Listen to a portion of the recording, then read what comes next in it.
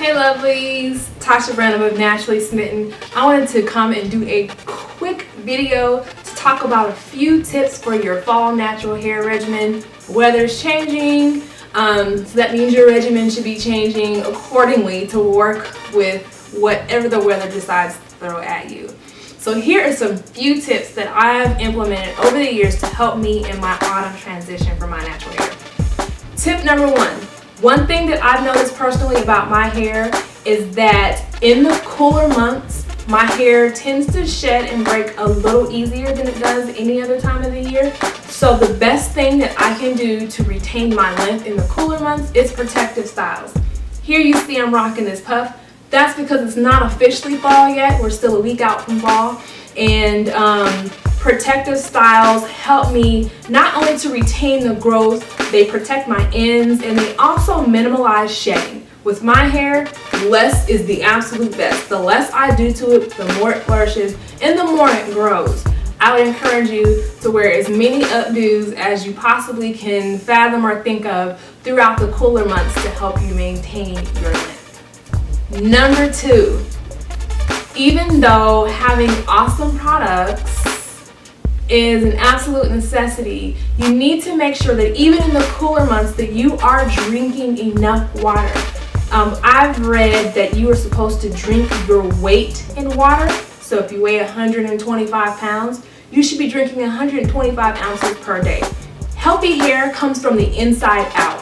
You can have the greatest products in the whole world, but if you're not taking in adequate nutrition, getting in your vitamins and your nutrients, and actually taking water in like your body needs, you can actually be compromising the integrity and the health of your hair. So my number two piece of advice would be to continue drinking lots of water. Number three, this next point really depends on what your actual regimen is. Some naturals wash their hair 2 or 3 times a week, maybe once a week, every 2 weeks, whatever fits you. I always say, listen to your hair.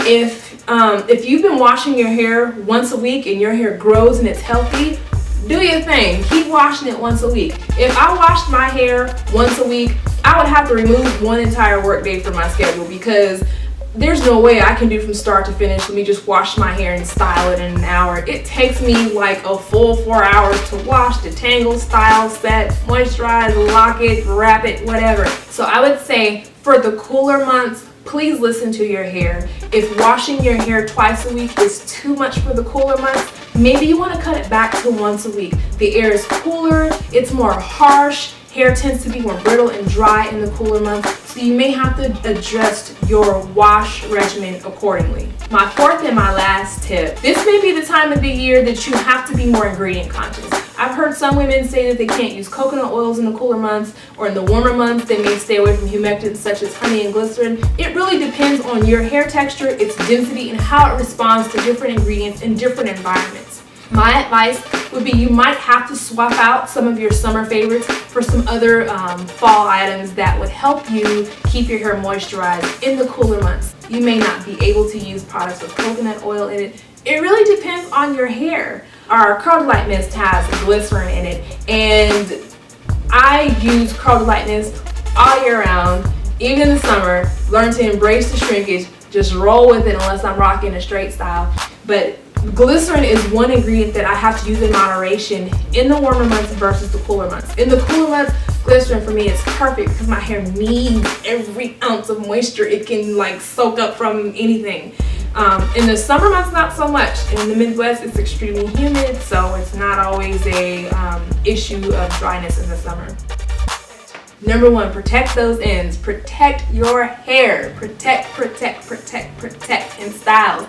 Keep those ends wrapped up and tucked away. Number two, drink water. Even though it's not as hot outside, you definitely don't want to cut back on your water intake. Number three, modify your wash schedule accordingly. Maybe once a week's too much, maybe it's not. Who knows? Listen to your hair. Number four, you may have to adjust your moisturizers accordingly depending on how your hair responds to different ingredients and different elements in different environments. Again, I'm Tasha Branham, CEO and founder of Naturally Smitten. Those are my 4 fall hair care tips for for you to transition from summer to fall hair. Stay Smith, love.